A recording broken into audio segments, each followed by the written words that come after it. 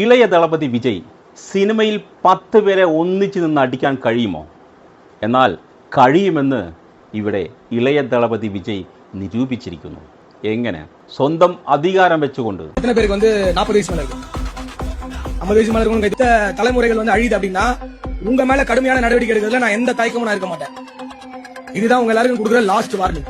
நான் மறுபடியும் சொல்றேன், இங்க வராதவங்க உங்க நண்பர்கள் யாரா இருந்தா இல்ல தெரிஞ்சவங்க வந்தா வீட்டுக்கிட்ட உங்களை மாதிரியே சுத்திட்டு இருந்தாரா சொல்லிடுங்க. இது உங்களோட மட்டும் நிக்க போறது இல்ல, அவங்களுக்கு அடுத்து தொடர போகுது. ரோட்ல உட்காந்து குடிக்கிறது, பார்ல போய் குடிக்கிறது, அங்க சண்டை போறது, குடிச்சு വണ്ടി ഓടി சண்டை போறது. കണ്ടില്ലേ? സിനിമയിൽ റൗഡിസം ചെയ്യുന്ന ഗുണ്ടകളെ 10 പേരെ വരെ തല്ലുന്ന സിനിമാ നടൻ ഇളയ ദളപതി വിജയ് അത് യഥാർത്ഥത്തിൽ കഴിയില്ല എന്നറിയാം. എങ്കിലും സ്വന്തം അധികാരം വെച്ചുകൊണ്ട് 10 അല്ല 100 അല്ല 1000 പേരെ വേണമെങ്കിലും ജനങ്ങൾക്ക് ദോഷമുണ്ടാക്കുന്ന റൗഡികളെ എത്ര വേണമെങ്കിലും തളക്കാൻ പറ്റുമെന്ന് സ്വന്തം അധികാരം വെച്ചുകൊണ്ട് തെളിയിച്ചിരിക്കുന്നു. ഇതുപോലെയുള്ള ഭരണം കാഴ്ചവെച്ചതിന് ഇളയ ദളപതി വിജയ്ക്ക് നമ്മൾ അപ്രിഷ്യേറ്റ് ചെയ്യണം. കാരണം സാമൂഹ്യ വിരുദ്ധരെ കൊണ്ട് പാവപ്പെട്ട ജനങ്ങൾക്ക് നടക്കാൻ കഴിയാത്ത രാജ്യമാണ് നമ്മുടെ രാജ്യം. അങ്ങനെയുള്ള രാജ്യത്ത് നിയമപാലകർ ഈ റൗഡികളെ ഭയക്കുന്നു, അല്ലെങ്കിൽ ഈ റൗഡികളിൽ നിന്നും കൈക്കൂലി വാങ്ങിക്കൊണ്ട് ഈ റൗഡികൾക്ക് ഒത്താശ ചെയ്തു കൊടുക്കുന്നു. ഇതെല്ലാം മുൻകൂട്ടി കണ്ടുകൊണ്ടാണ് ഇളയ ദളപതി വിജയ് ഇങ്ങനെ ഒരു നിയമം കൊണ്ടുവന്നത്. റൗഡികൾ കൂടുതലും എവിടെയാണെന്ന് അറിഞ്ഞ ശേഷം ആ ദേശത്തെ റൗഡികളെല്ലാം കൂട്ടിക്കൊണ്ട് അവിടുത്തെ മെയിൻ പോലീസുകാരനെ കൊണ്ട് ഇപ്രകാരം പറയിപ്പിക്കുന്നു. നിങ്ങൾ ഇതുവരെ എത്ര റൗഡീസം കാണിച്ചിട്ടുണ്ടോ എന്നറിയില്ല, പക്ഷേ ഇനിമേൽ നിങ്ങൾ റൗഡീസം വല്ലതും ചെയ്താൽ നിങ്ങൾക്ക് വാണിംഗ് ഇല്ല, പകരം നിങ്ങൾക്ക് ശിക്ഷയാണ്, അതികഠിനമായ ശിക്ഷ. എങ്ങനെയുണ്ട് ഇപ്പോൾ തമിഴ്നാടിൻ്റെ ഭരണം? അതാണ് ന്യായങ്ങൾക്ക് വേണ്ടി സംസാരിക്കുന്നവൻ, അന്യായങ്ങൾ കൊണ്ട് പൊറുതിമുട്ടിയവൻ, സാധാരണക്കാരനായവൻ, അവൻ ഭരണാധികാരിയായാൽ പാവപ്പെട്ട ജനങ്ങൾക്ക് നീതി സുനിശ്ചിതമാണ്. എന്തായാലും ഇളയ ദളപതി വിജയ് ഇതുപോലെയുള്ള നല്ല നല്ല നിയമങ്ങൾ കൊണ്ടുവരട്ടെ എന്ന് പ്രാർത്ഥിച്ചുകൊണ്ട് ഇളയ ദളപതിക്കൊരു ബിഗ് സല്യൂട്ട്.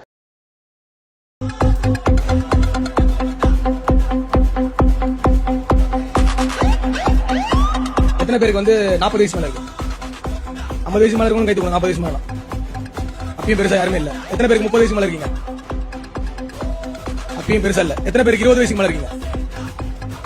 பாத்துக்கோங்க, ரவுடி தானே பொறுக்கி தானே எல்லாம் பண்ணிக்கிட்டு இருந்தேன் அப்படின்னா வாழ்க்கையில ஒன்னும் உருப்பிட முடியாது. ஜெயிலுக்கு தான் போகணும், வாழ்க்கை தான் அழிஞ்சு போகும். அதனால நீங்க எல்லாரும் ஒழுக்கமா இருந்தீங்க அப்படின்னா அது உங்களுக்கு நல்லது. இல்ல அப்படின்னா நீங்க சீரியஸான விளைவுகள், சட்ட ரீதியான விளைவுகளை சந்திக்க வேண்டிய சட்டம் இப்ப முதல்ல மாதிரி இல்ல. முக்கிய குற்ற சட்டங்கள் எல்லாத்தையும் மாத்திட்டாங்க, ரொம்ப ஸ்ட்ரிக்டா இருக்கு.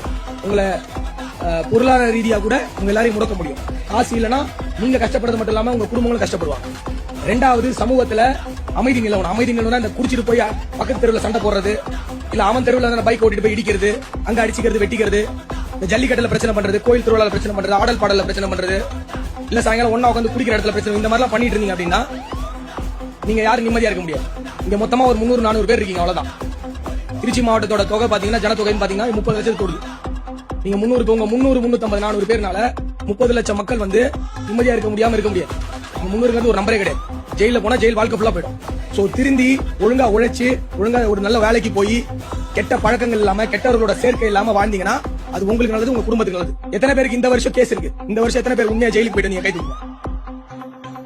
அடிக்கடி கேஸ்லயோ இல்ல வெட்டு குத்து கேஸ்ல எத்தனை பேர் இந்த வருஷம் உள்ள போயிட்டு வந்தீங்க?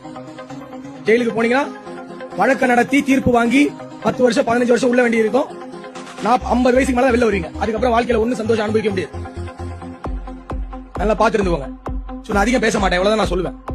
அதுக்கப்புறம் உங்களுக்கு செயல்ல தான் தெரியும். போன வருஷம் மொத்தம் 120 பேர் குண்டாஸ்ல உள்ள போயிருக்காங்க. இந்த வருஷம் இப்ப வரைக்கும் 50 பேர் உள்ள போயிட்டாங்க. அதே போல இங்க கஞ்சா விக்கிறவங்க சில பேர் எத்தனை பேர் கஞ்சா விக்கிற கேஸ் கை தூக்குங்க. கடுமையான நடவடிக்கை எடுக்கப்படும். நான் மறுபடியும் சொல்றேன், உங்களால அடுத்த குடும்பம் சமூகத்தில் இருக்க அடுத்த குடும்பங்கள், அடுத்த தலைமுறைகள் அழியுது அப்படின்னா உங்க மேல கடுமையான நடவடிக்கை எடுக்கிறதுல நான் எந்த தயக்கமும் நான் இருக்க மாட்டேன். இதுதான் உங்க எல்லாருக்கும் கொடுக்குற லாஸ்ட் வார்னிங்.